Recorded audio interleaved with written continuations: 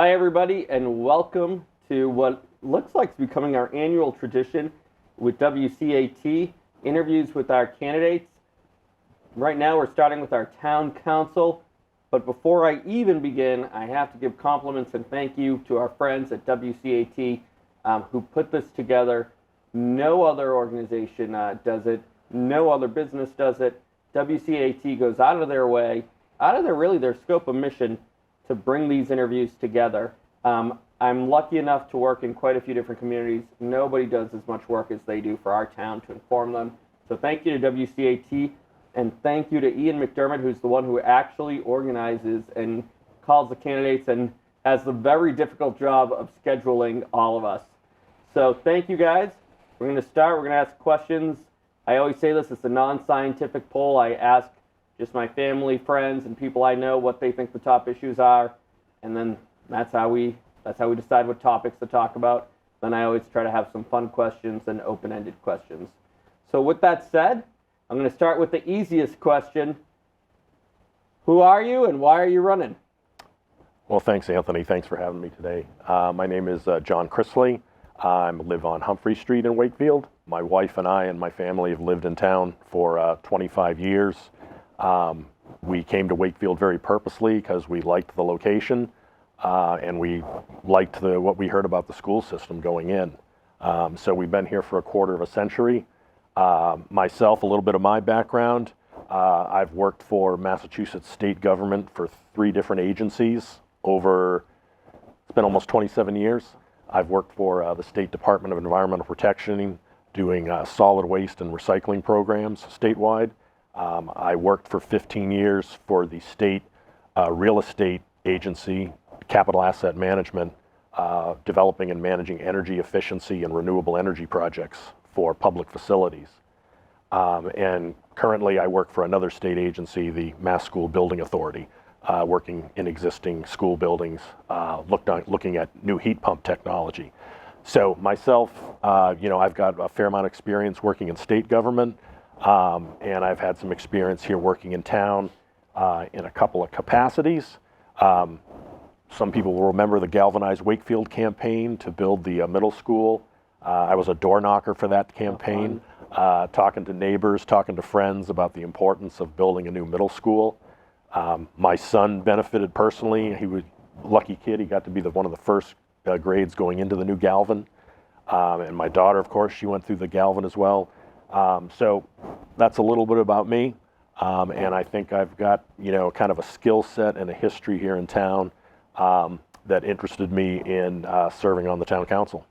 No, wonderful. And John, we'll start with some of the issues that we did not discuss last year, but I want to give credit to Doug Butler. So one of the questions I asked, and I'll ask you, is what is an issue that you think will come up that nobody's talking about? And Doug, last year, said Steve Mayo's retirement. The town administrator is retiring. Right. This came up with, again, just the people I spoke to, they said, I wonder what the plan is for the town administrator. So I think the first question would be fair to ask you, if you were in charge of the process, what would you like to see the process be? And I guess what skill sets do you want to see in the next town administrator? What can they improve on, or maybe what do you disapprove on?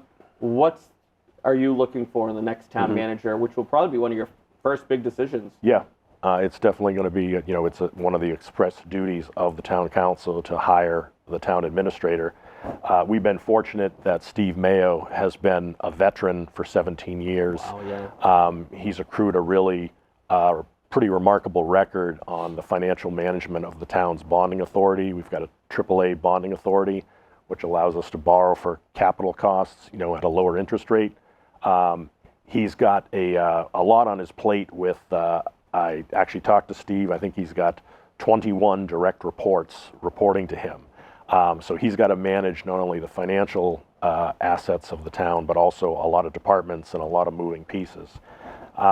So what I would look for in the next, what I hope to, fold into the hiring process would be, a very open and competitive process to look, at other communities like Wakefield that are facing some of the same challenges and development and growth that we are, and one that has a really good a really good collaborative working relationship with all of these department heads. Wow, I didn't know he had 21 direct reports. That's quite the structure. As a managerial exercise, that might be something we, as the council, look into to staggering some of those reports so that the town administrator doesn't have quite as many direct reports and quite as many personnel direct management responsibilities. No, I think that makes sense. I didn't even know that, and I feel like I'm pretty involved, but that's a lot as somebody who's managed people. That's a lot for any manager. Yeah, absolutely. And you kind of alluded to the second issue that's come up that wasn't coming up last year as much. And I'm going to try to put these two together. So last year we did talk about the cost of living, right? That was an issue. Right. But this year what's new is we see that there's an override, and if I mess up on the towns, forgive me, but there's an override in Stoneham. There's a potential override in Linfield. Right. Override in Reading. Failed override recently in Melrose. Mm-hmm. Almost all our neighbors are having overrides. We are not having an override. Right. Knock on wood. Right. I guess my question to you is, do you foresee or do you worry about an override? What would you do? Do you think there is, do you think there's even a cost of living issue in town? Mm-hmm. If so, what would your approach be to managing our budgets, making sure either we stay in budget, or do you believe, hey, listen, we need to be spending more, and the only way to do that is potentially with an override or a debt exclusion? Right.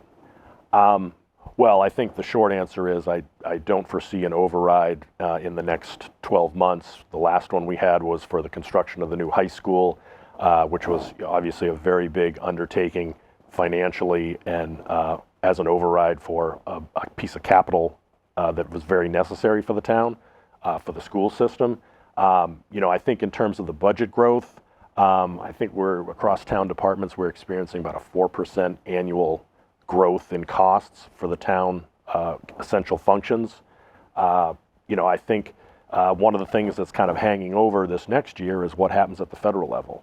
Mm-hmm. There's been a lot of serious cuts to a whole variety of federal agencies that's been in the news recently. And some of those, for example, one I just read about was cut to food pantry assistance through the U.S. Department of Agriculture. That could hit the school system potentially with not having some of that revenue from the federal programs. So I think it's going to be a menu of things that we're going to have to respond to in terms of town government and expenses. No, it's a good point, and to follow up, and as a corollary to that, one thing I don't think people realize is some of the state assistance we receive is based on the federal government backfilling some of the commitments that they make to the state. So right. The federal government, I'm just picking on here, says, hey, you need to fund mass health at this, and we're going to give you X amount of money to do it. Right. If all of a sudden the federal government says we're cutting it, but they're not removing any of those mandates. That's right. The state will now have to fund it. Yeah. The state, to fund it, is either going to have to increase taxes or take away, usually what you see is local aid. Right. Because then it falls to the towns. So you do allude to some of the other issues there, but I want to talk about probably the biggest issue I hear about. Right. Which is going to be development in town. Right. Right. This was also the number one question last year. Okay. Number one question, or I get this year, is basically, what are your thoughts? So last year, I will say there was specific questions about Nahant Street, the top of the lake, mm-hmm. and developments all around town. Right. This year, it was much more of a, oh my God, there's so much building in town. That's right. In addition, all this building, almost everybody who complained about the building also complained about the traffic. Right. It was kind of a corollary. Right. As somebody made a joke, I'm like, I've never seen an impact study that doesn't say everything the developer wanted. So I guess...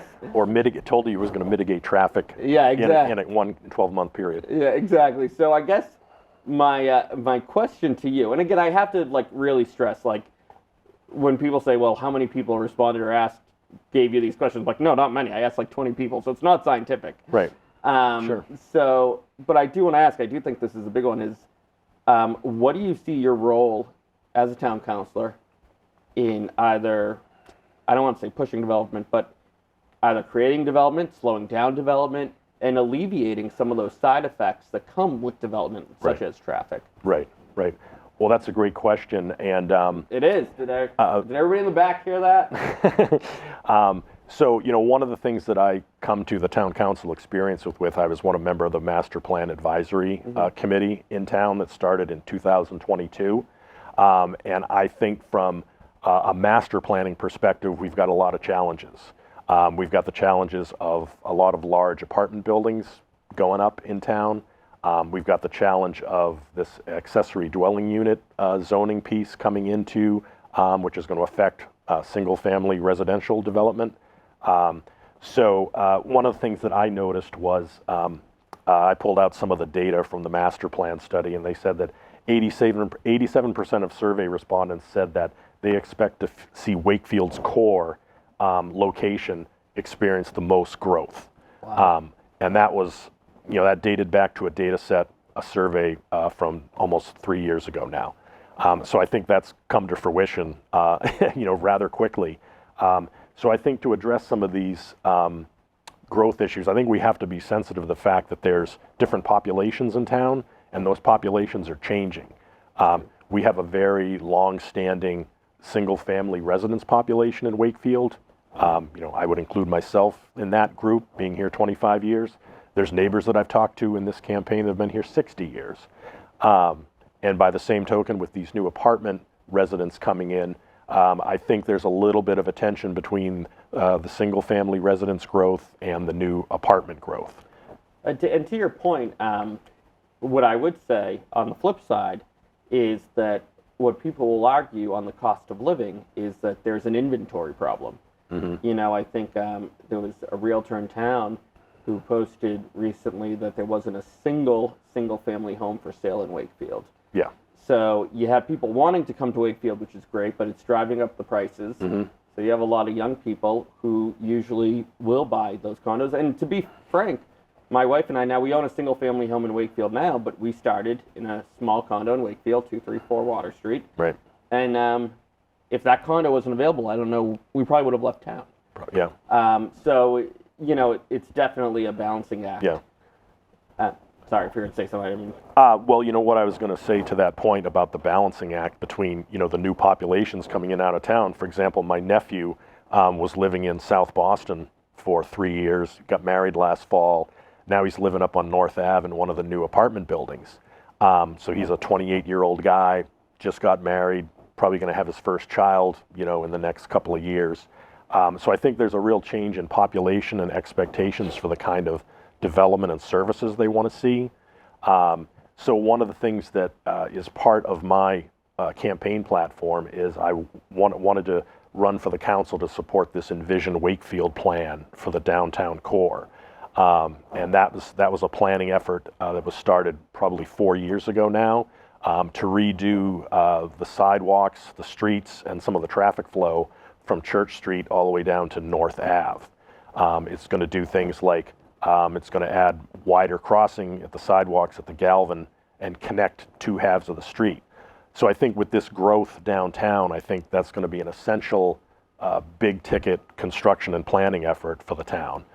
No, I think you're right, and I think that that leads to the final two issues that I hear about. And again, I feel like if you've been involved in town for years, these last two issues, like development, consistently come up. Even though one has been relatively new. So we'll start with the one that's relatively new, but was talked about last year, which was the bike lanes. We did have people talk about the bike lanes, right. Specifically about the bike lanes on not on Main Street, down North Ave. Right. It seemed like there were, again, I have to stress not scientific, but like three different options. There were people who were completely opposed to the bike lanes, people who definitely wanted the bike lanes, and then the second, which is want the bike lanes but don't want the poles. Where do you fall on the great bike lane debate? And I chuckle. I just want to say this, and I always say this to Steve Mayo, and I mean this compliments. You want the biggest issue in your town to be bike lanes. I was recently at a meeting in Saugus where there was literally a gang activity, and somebody came and the FBI was there. It was very scary. Right. I'll take debating bike lanes all day in my town. if that's our issue. So, yeah. but to your point, Right. to your candidacy, what are your thoughts on the bike Right. lanes? Where do you fall? Well, I've been involved with a volunteer group called Safe Streets Wakefield for about 3 years. That I started with the assistance of former council member Julie Smith Galvin. My take on this is really a strong emphasis on public safety. We've had some serious motor vehicle collisions in Wakefield. We've had, in January of 2022, we had a middle-aged elderly woman crossing the street in front of the Greenwood Post Office, struck by a pickup truck and killed. And that's literally within view of my house. Like, I saw the police cars that night responding to the collision. We've had another woman crossing the street close to a crosswalk on Main Street downtown. Another driver making a right-hand turn struck her, and she had a broken jaw and some other very serious injuries. And then on the bike-related stuff, last June we had a father of two, a very experienced commuter cyclist, struck on Farm Street, pretty close to the traffic circle entering Hemlock at the high school. That man had to be medevaced to Mass General Hospital, and he's looking at multiple surgeries to recover. So for me, I think that's a pretty serious issue in town when you have not just speeding, not just minor infractions going on, but actual fatalities. And that's part of my platform that is, I think I'm going to take a strong public safety interest. So to answer your question about, for example, North Avenue, the town passed in 2017 a complete streets policy. It's been up on the town website for probably 5 years. And the complete streets policy looks at redesigning roads that are safer for motor vehicle operation, safer for pedestrian, foot traffic, and safer for bicycle operation in town. So North Ave really kind of fits under that umbrella of the complete streets policy. I'd say the mechanics of that are that the existing condition on North Ave was we had travel lanes for motor vehicles that were far wider than the state standard. The state Massachusetts design guidance usually has a travel lane between 11 and 12 feet. In 2022, when the town council approved the redesign of North Ave, they went a little wider. They went from 11 to 11 and a half feet. And that's what's out there today as we speak, 11 and a half foot travel lanes going north and south. When I look at the redesign, I think it's safer for motor vehicle traffic because the striping of those lanes closer to a state standard actually is a traffic calming effect.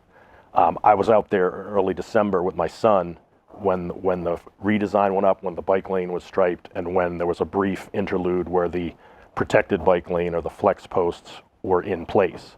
And just from a short video I took, it looked to me like cars were traveling at a more reasonable speed. So anytime you can reduce speeding, that increases safety for the drivers, and that includes safety for everybody else on the road. No, so to be clear, just to follow up, so if you had to pick, you'd probably, I guess to say option 3, but bike lanes with posts. I don't think that bike lanes necessarily have to have posts on every street, but I do think town engineer Bill Renault during one of the council meetings said, the flex posts are really simple. They provide an extra layer of safety because as the drivers are looking, and sometimes there's distracted driving, the drivers have an eye cue to look at those flex posts and know that they shouldn't wander into the bike lane. And on the flip side, it actually keeps the bikes from wandering out into the path of cars that are coming up behind them. So it serves a dual purpose. No, understood. And then to go to the last question that we'll have, and again, this one has come up for forever. Okay. I will say, or at least during my time, which is downtown. Right. Unfortunately, I don't think I've ever done one of these where everybody says our downtown is amazing. Mm-hmm. People want to see downtown get improved, and I do think it's getting better. I do think we've seen a few new stores. Right. Selfishly and biasedly, I thought Inspire Cafe was wonderful. I think Indie Clover's wonderful. I love Right. Picasso, etc. Right. But obviously there are issues. Everything, people know my pet issue, with the NIPS, sometimes the homelessness population, Right. The lack, sometimes, Molise is, the former Molise is still empty. There are still quite a few empty storefronts. As town councilor, what would you do, and how do you think we should improve downtown Wakefield? Right. Great question. It's something that I care a lot about. It's why I mentioned earlier in our discussion, my support for the Envision Wakefield streetscape redesign. I think that project, if we can get that project approved in the long term, that's going to open up a whole menu of opportunities for bringing people downtown. So, for example, better sidewalks, safer crossings, particularly like in front of the Galvin.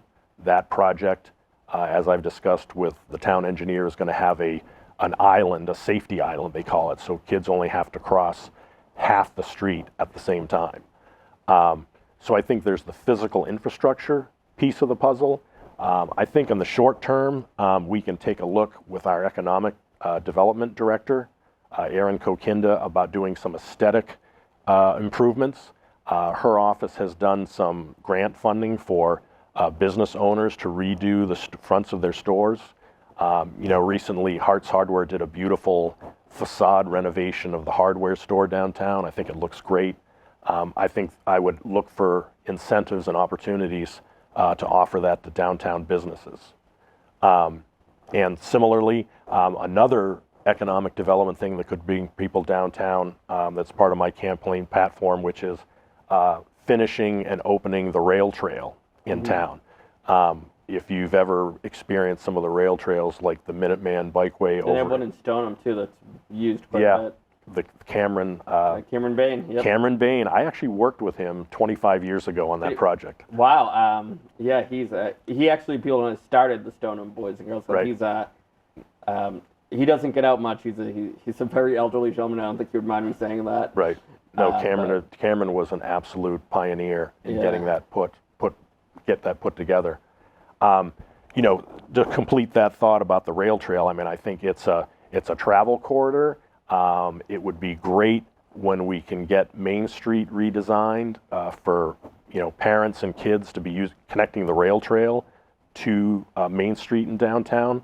And so I'm looking for all of these physical infrastructure opportunities and community development opportunities as kind of the central theme of my campaign for town council. No, that's great. That's great. So let's move on to at least my favorite questions, because all right. They're the ones that I come up with. So I asked these two questions last year. I'd be happy to ask them again. So the first question is, I asked, again, Doug Butler wins the award for, it came up right away, but is there any issue that we're not talking about? It's not in the item, it's not really talked about in the Facebook community groups, Right. that you think you're going to have to deal with as a town councilor? Right. Well, one of the things I've been thinking about in this is terms of like the populations in town and the affordability question. For example, there's been a lot of talk at the national level of cutting Medicaid. If the size of that Medicaid cut were to happen, I think the Wakefield population is trending a little bit to the older side of the age range right now. We have a lot of people in town on Medicaid. So if they lose part of those benefits, what's going to be the impact on those neighbors and families in town? So I kind of worry about that one. And I think some of the cost of living issues that are already present with these other federal cuts might possibly get worse. No, and then the other question I was going to ask, can you give us an example of a time that you changed your mind? An example of a time I changed my mind. That's a good question. I used to think that a lot of state government and local problems were the result of an uncaring bureaucracy. But I think one of the things that has changed my mind about how I interact and how I think about government services is really having really professional, quality people in elected office. I've had the benefit of, in my time working in state government, having people that are just incredible. Like, they know the whole process, they know how to get things done, and they've really changed my opinion in a very personal way of why I like to work for state government and why I think professional government is really important. Oh, wonderful. All right, fun questions. What's your favorite movie? My favorite movie? Oh boy. Well, I think one of my favorite movies is probably Jaws. Oh, good choice. I have to go with Jaws. Have to go with some of the incredible quotes that came out of that movie. Favorite book? My favorite book, one book that I read that really hit home for me was a historian named Bruce Catton. He wrote a series of books on the Civil War, and the one that I read over a summer was A Silence at Appomattox. It was about the latter part and the end of the Civil War. It was pretty incredible read. All right, favorite song? Won't Get Fooled Again by The Who. Great choice. Favorite TV show? MASH. Favorite band? The Who. By Good far. Good call. All right. As my kids are tired of reminding me. Well, final question. So listen, it's not a competitive race. So you only have to convince one person. Right. All right. So we'll go to, I think that's camera one. Go to camera one. Okay. Ask Wakefield for their vote and give them a concluding remark. Okay. I want to thank WCAT for giving me the opportunity to talk about my campaign platform today and some of the skill sets that I think I bring to the town council. I think through my combination of 25 years of living in town, my experience in public construction and infrastructure development will allow me to really bring some very practical skill sets to working on town council. And as I've discussed with Anthony here today, really the theme of my campaign is making connections in the town. Some of those are physical connections, some of those are neighborly connections that I think are so important that happen at the town level. So I'm pledging to be a candidate that is really a bit of an urban mechanic and gets things done for the town. Now, well, John, thank you so much. To reiterate, thank you to WCAT and thank you to our friends, and thank you for everybody who's watching. John, listen, congratulations. Thanks a I lot. know you're already there. I will end with this. My favorite part of local government is that I think it's one of the few things where you can get involved and you can point to something and say, because of me, that happened. And I hope when you're in there, you can point to a lot of good things and say that happened because of you. Thank you. So, John, thank you very much. Thank you very much. Thank you, everybody.